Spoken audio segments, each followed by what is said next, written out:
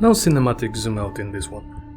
I want to keep this miniseries under 10 minutes per episode, and there's a lot of stuff to talk about on this topic. Good news is that after this one I'll finally do a first class breakdown, so the homework will be done, at least for now. I'll still put the intro animation though.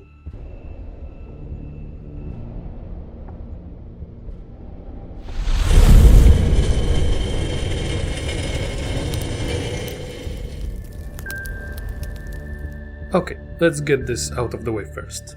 Tactics Ogre Reborn has a metric ton of various buffs and debuffs, as you can tell from this wall of text on the side right now. Fortunately for me and you, a vast majority of them have a minuscule impact on the gameplay, and can be ignored for the most part. But I still want to talk about some outliers that are actually noticeable during the game. And based on many Steam reviews, not knowing that boosts the game difficulty quite a bit. So let's throw most of the list out and go through the important ones one by one. Starting with Breach. This debuff impacts stat overhead in damage calculation for physical attack, finishing moves and special attacks, providing a nice plus 50% modifier to the value. That means any physical attack performed against the target that is currently breached will deal noticeably more damage. The bigger the stat overhead value, the greater the bonus. An important part about this debuff is the ease of applying it. Not only do we have a quite wide array of weapons that have a chance of inflicting it on hit, there's also a consumable item called Dynast King Meat, that for quite a low cost of plus 14 recovery time, will inflict this debuff on the target. This will be important in some class breakdowns down the line, but for now just remember that Breach is good for physical bonks against the target. Next on the list of very useful debuffs is Poison. It also has quite a lot of ways of application to the target, so you will see it quite often in the fights. It works in the following way. After being afflicted by poison, every 70 ticks of recovery time the target will take damage equal to 10% of its maximum HP, regardless of their defenses. This works wonders against heavily armored target with large HP pools and big base earthy values. In some cases, you could probably deal even 20% of target HP in damage before it takes next action. Poison will also fade over time. Tests suggest that duration varies from the source of the effect.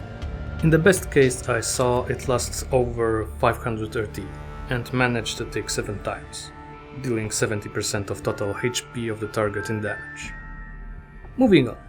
Number 3 on the list goes to Weaken. It's also a stat overhead modifier, this time on negative side. It applies to the same circumstances as Breached, so physical attacks, finishing move and special attacks, and gives a noticeable minus 50 modifier there. Perfect thing to put on physical focus boss or dangerous heavy hitters. Their damage numbers will drop instantly. Continuing simulators to Breach, we also have a consumable item that can inflict this on the target, Brand of Sacrifice this time, and it also shares the same plus 14 RT on use. Since I've touched on Breach and Weaken, it's time to quickly mention Enfeeble and Spell Spoil. Those two debuffs work in the same way, but are applied to the damage dealing spells calculations. Modifiers to stat overhead follows the same pattern, plus 50% for Enfeeble and minus 50% for Spell Spoil. And following the pattern, those two also can be applied with items, respectively Rude Upright and Echo Stone, with the usual plus 14 RT on use. Now it's time for the first heavy hitter on the list of debuffs, Frightened. It's a flat 0.85 multiplier for target offense, toughness, attack and defense value. So it reduces not only damage dealt by the target, but also increases damage taken, while working on both physical and magical calculations. To sum it up, a very good thing to apply to dangerous targets. And since we're in a heavy hitter territory, next on the list is Slow. From a mechanics point of view, it's an extremely simple effect.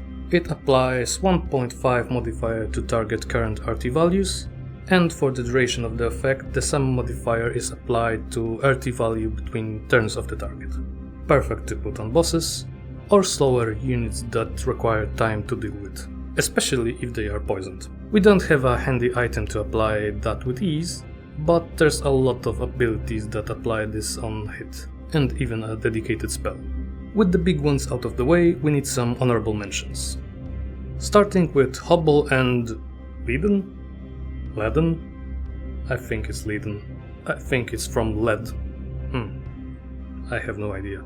Nevertheless, both of those affect movement options of the target. Leiden disables flying, changes movement type to slow, and sets max jump distance to 1. It can ground griffins or winged enemies, so they cannot reach your backline easily and wreak havoc there. It's a little hard to come by, but it's still something you should keep in mind. Hobble on the other hand is very rare, but can really mix things up with its effect, reducing movement range of afflicted unit by 1. And finally we have Petrify. It's classified as a debuff, but can be used as a buff. While it disables target actions during its turn, it also provides a quite substantial bonus to their stats against attack while in this state. So in a desperate situation you can turn your low HP ally into stone for additional defense. Of course, there were many more entries in the starting list I had on the screen, but those are either very easy to understand to anyone who play games, like Charm or Silence, or have minuscule effect on the gameplay and can be ignored. If some additional info will be needed during breakdown of any specific class, I'll add that there. For now, time to check the second side, buffs. Most of them mirror the debuff side, but offer a smaller modifier to formula, usually around 10%. The cleanest examples of this would be Fortify, Resilience, Spellcraft, and Strength. Each of those add the aforementioned 10% bonus to stat overhead, in calculations for, respectively, incoming physical damage, incoming magical damage, magical attack, and physical attack. It's much less noticeable than debuff values, but those effects are also available in form of cheap consumables, so you can use them at the start of the fight before enemies approach. The start of the encounter is also a great time to deploy the most overpowered effect in the game, at least in my opinion. Weakened is a buff mirror of slow. It modifies the current RT value of the target by 0.75 and applies the same modifier for the duration. In other words, more turns and less RT between them. This is something that's useful on all units in the game, and it's available quite early on, even on the basic classes. You should always try to maximize usage of this, starting with buffing your slowest units to get them into the fray as soon as possible. Next on the list we have Spell Strike. I'm mentioning it only due to a very specific interaction it has with various spells. At the baseline it can be translated as plus 30% to hit with a spell. And while most offensive spells do not have problems targeting anything, easily reaching 100% to hit, this modifier applies also to non-damaging spells that apply debuff to the target. And plus 30% of success for landing Slow, Charm, Poison or Petrify is actually quite a big deal. Swinging a 50-50 into 80-20 is really noticeable. Okay, time for the last position on the list. The various Elemental Attuned and Elemental Touched buffs. A nice 8-in-1 deal. Those are quite easy to acquire and can be a very nasty strategy to use in combat. The Attuned buff provides a passive defensive bonus against their respective element, or rather a minus 15% modifier to stat overhead from incoming attacks of that element.